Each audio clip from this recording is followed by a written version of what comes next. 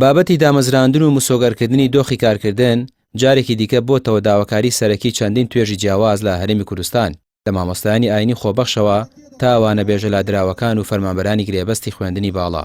3000 مامۆستای ئاینی و خۆبەخش داوا دەکەن بکرێنە گرێبەست. چیرۆکی ئەم توێژە دوو لایانی هەیە. 1500 کەسیان تەنها مینحەیەکی مانگانەی 250,000 دیناری وەردەگرن لە کاتێکدا 1500 مامۆستای دیکەیان بەبێ هیچ بەرامبەرێکی دارایی خزمەت دەکەن. 3000 مامۆستای ئاینی خۆبەخشین بکرین بە گرێبەست ئەم 3000 بەبێ جیاوازی بکرینە گرێبەست. 1500 مینحەیەکی 250,000مان هەیە، 1500 تری نیەتی مامۆستایەکی زۆر لی بێبەش کراوە لەم مینحەیە. ئەمانەوێ یەکسان بکرێ و هەموو مەبەی شەهادەکانمان بکرین بە گرێبەست وەکو هەموو هاوڵاتیەکی ئەم هەرێمی کوردستان. هاوکات کێشەی بەشێک لە مامۆستایانی وانەبێکی لادرا و گرێبەستەکانی خوێندنی باڵاش سەری هەڵداوەتەوە. ئەم مامۆستایانە کە ماوەی چەند ساڵێکە بەوتەی خۆیان بەبێ هۆکار لە کارەکانیان دوورخراونەتەوە داوای گەڕانەوە دەکەن. ئەوان چاویان لەم بڕیارەیە کە نزیکەی 34,000 مامۆستای وانەبێژی کردە گرێبەست لەسەر داهاتی ناوخۆ و داوا دەکەن گشتاندنێکی هاوشێوە ئەوانیش بگرێتەوە.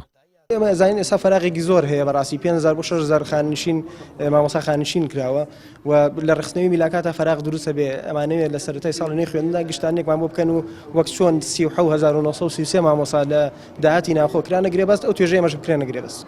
یعنی بۆ دوو کەس لە زانکۆی هەرێمی کوردستان کە تەخەڕوجەکەنێکیان نفوسی کەرکووکە ئەو دامەزرێ بەڵامەکەیان دانامەزرێ لە بەروی نفوسی سلێمانیان هەر شارێکی ترە.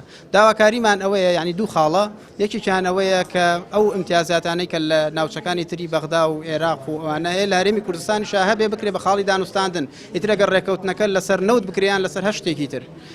ئەم توێژانە یەک داواکاری هاوبەشیان هەیە بەدەستهێنانی کارێکی مسۆگەر، موچەیەکی دادپەروەرانە و مافی یەکسان. ئێستا چاوەکان لەسەر وەڵامی حکومەتی ماوە بەسەرچووی هەرێمی کوردستانە بۆ ئەم داواکاریە فراوان و یەکگرتوانەی کە لە کەرتە جیاوازەکانەوە ئاراستەی دەکرێن. ڕامیار عوسمان، کەناڵی پێام، سلێمانی.